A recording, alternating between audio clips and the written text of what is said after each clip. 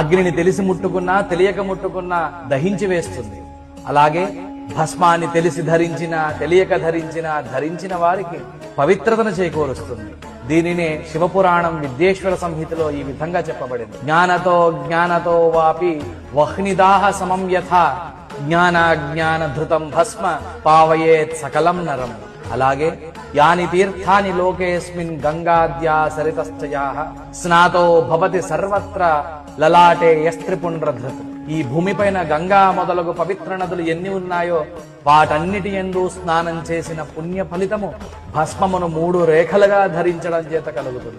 త్రిపుండ్రం కురుతే యస్తు భస్మనా విధిపూర్వకం మహాపాతక సంఘాతైర్ముచ్యతే చోపపాతకై.